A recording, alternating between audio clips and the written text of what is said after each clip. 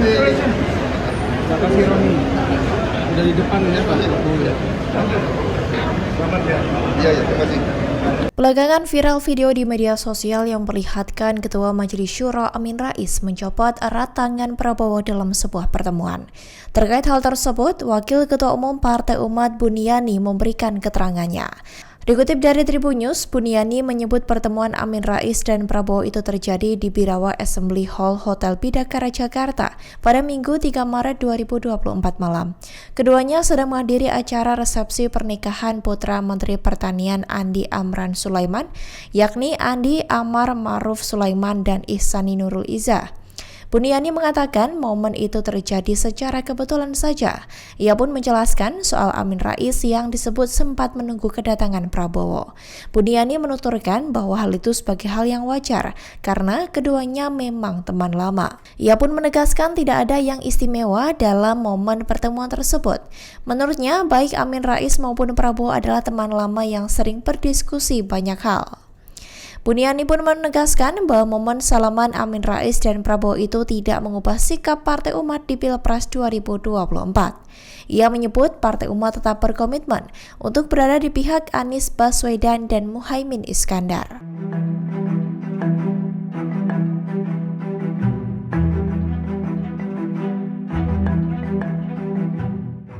Ketua Indonesia Police Watch atau IPW, Sugeng Teguh Santoso buka suara terkait laporannya terhadap Ganjar Pranowo ke KPK. Ia mengaku sudah ingin melaporkan Ganjar terkait dugaan gratifikasi sejak 10 bulan lalu.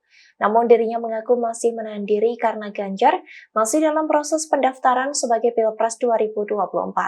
Hal itu disampaikan Ketua IPW tersebut kepada tribunnews.com pada Rabu 6 Maret 2024. Lebih lanjut, Sugeng mengaku siap terhadap segala risiko yang diterimanya karena pelaporan yang dilakukannya. Ia bahkan siap dituntut balik jika Ganjar tidak terbukti melakukan gratifikasi. Kemudian, terkait dengan pelaporannya yang disebut ada kaitannya dengan unsur politik, Sugeng membantahnya. Ia menegaskan pelaporannya terhadap Ganjar tidak ada kaitannya dengan dirinya yang juga menjabat sebagai Ketua DPD Partai Solidaritas Indonesia atau PSI Kota Bogor. Sehingga pernyataan Sugeng ini sekaligus membantah soal tudingan bahwa pelaporan Ganjar adalah pengalihan isu terkait kasus dugaan penggelembungan suara PSI di pemilu 2024. Selain itu, pernyataan Sugeng tersebut juga membantah bahwa IPW ada keterkaitannya dengan PSI. Lebih lanjut, ia mengungkapkan bahwa ideologi yang dianut PSI sudah dilakukannya bahkan sebelum partai pimpinan Kaisang Pangarep itu didirikan. Adapun ideologi tersebut terkait anti korupsi, anti intoleransi, kesetaraan, dan pluralisme. Perihal DPR memiliki hak istimewa, hak angket. Ya, so what gitu. Ya kan kalau nggak ada apa-apa ya kenapa mesti worry. Jalan aja, go ahead. Partai Nasdem sempat disorot saat rapat paripurna DPR pada Selasa 5 Maret 2024. Sebab partai pimpinan Surya Paloh itu tidak menyampaikan pendapatnya soal hak angket saat rapat tersebut. Padahal partainya tergabung dalam 3 fraksi oposisi yang mengusulkan hak angket. Hanya PDIP, PKS, dan PKB yang lantang menyuarakan hak angket dugaan kecurangan pemilu 2024 tersebut.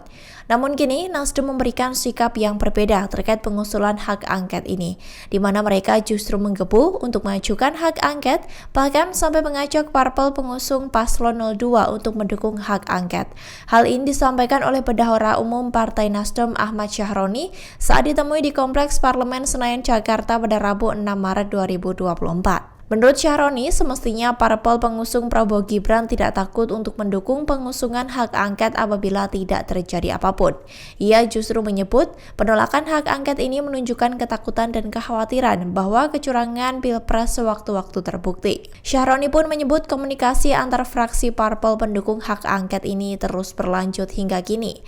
Ia menegaskan bahwa Nasdem bakal mengajukan hak angket di DPR sekalipun PDIP sebagai pencetus pertama tidak ikut mengajukan. DPR memiliki hak istimewa, hak angket. Ya, so what gitu. Ya kan kalau nggak ada apa-apa ya kenapa mesti worry. Jalan aja, go ahead. Dan semua partai pendukung yang memenangkan hasil quick count, kalau dia juga dukung hak angket, itu jempolan. Kenapa? Ya kalau nggak ada apa-apa ya ngapain mesti takut. Uang yang diangkat itu adalah terkait dengan hasil pemilu yang dinodai dengan banyak kali dinamika terjadi di masyarakat. Itu tujuannya. Tidak ada tujuan lari ke pemakzulan presiden segala, nggak ada. Wong ini untuk menyelidiki hal-hal terkait banyak problem di masyarakat yang perlu dilurusin melalui lembaga KPU, MK, Bawaslu itu jalan. Tapi DPR punya hak itu untuk melakukan. Kenapa nggak semua partai politik bersama-sama ikut di situ untuk meluruskan isu yang tentang negatif di masyarakat? Berarti fraksi di Nasdem di DPR ini semua sepakat untuk mengajukan hak angket itu ya? Enggak, kita mengajak mereka, partai yang menolak hak angket, yang mendukung 02 misalnya. Kenapa enggak? Ayo go ahead, orang untuk penyelidikan. Ini untuk legitimasi kekuatan kemenangan dari hasil quick count yang dimenangkan oleh paslon 02. Kalau enggak, bagus banget ini hak angket, keren ini. Seorang caleg dari Partai Nasdem Muhammad Ali yang berasal dari Kabupaten Ketapang, Kalimantan Barat mensomasi Bawaslu dan KPU. Hal itu karena suara yang diperolehnya berkurang seusai pemungutan suara ulang dilakukan di TPS 11 Desa Tuan-Tuan, Kecamatan Benua Gayong. Dikutip dari Kompas.com, tim kuasa hukum dari Muhammad Ali, Imron Rosyadi menyebut suara yang berkurang itu menyebabkan kliennya mengalami kekalahan. Imron pun menjelaskan dalam somasi yang disampaikannya kepada KPU dan Bawaslu Ketapang itu untuk mengembalikan kerugian baik material maupun imaterial, di mana kerugian yang dialami kliennya sejumlah 12 miliar rupiah, dengan kerugian material sebesar 2 miliar rupiah dan imaterial 10 miliar rupiah. Imron menegaskan bahwa pihaknya sudah resmi mengirimkan surat somasi tersebut ke KPU dan Bawaslu Ketapang. Ia pun menjelaskan bahwa sebelum pemungutan suara ulang dilakukan, Muhammad Ali mendapatkan 44 suara, sedangkan seorang caleg lain dari partai yang sama, Wasti, meraih 22 suara. Namun setelah PSU, perolehan suara Wasti melonjak hingga 120 suara, sedangkan kliennya hanya 70 suara.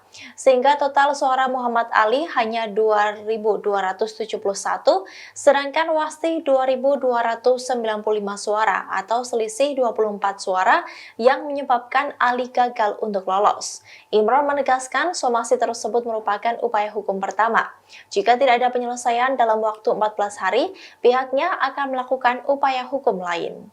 Partai Gerindra menjawab ajakan dari Bendahara Umum Partai Nasdem Ahmad Syaroni ke partai politik pengusung calon Presiden Prabowo Subianto untuk mendukung hak angket mengusut dugaan kecurangan pemilu 2024. Ahmad Syaroni bahkan menyebut apabila tidak ada apapun, seharusnya partai pengusung 02 tidak perlu takut maupun khawatir, bahkan menolak usulan hak angket tersebut. Terkait dengan hal ini, Wakil Ketua Umum Partai Gerindra Habibur Rahman dengan lantang menolak ajakan hak angket untuk digulirkan. Hal itu disampaikan oleh Habibur Rahman di Kompleks Parlemen Jakarta pada Rabu 6 Maret 2024. Bang Habib, tadi Bang Syaroni mengajak pendukung 02 gitu untuk ya udah mendukung hak angket aja gitu. Ya kenapa tidak kalau memang itu memperbaiki proses seperti itu? Ya kan sama dia, kami juga mengatakan bahwa nggak perlu kan, silakan saja. Tapi kalau untuk mendukung angket kan perlu administrasi. Ya administrasinya seperti apa? Mereka kan harus bikin semacam proposalnya, ya kan, lalu format tanda tangannya dan lain sebagainya. Silakan saja. Tapi kalau memang syarat prosedurnya itu 25 tanda tangan dan dia fraksi akan tetap punya kekuatan politik nggak, atau tergantung PDIP atau seperti apa dari itu? Ya silakan saja. Ya, kalau kami sih nggak akan menghalangi itu hak masing-masing. Kalau kami menyampaikan ya dari komunikasi yang banyak kami jalin ya seperti itu, bahwa ya udahlah udah ada pemenangnya, apalagi sih ya sekarang banyak undang-undang yang belum kita bahas, jadi Prabowo juga kan perdata, undang-undang MK, macam-macam. Download Tribun X sekarang, menghadirkan lokal menjadi Indonesia.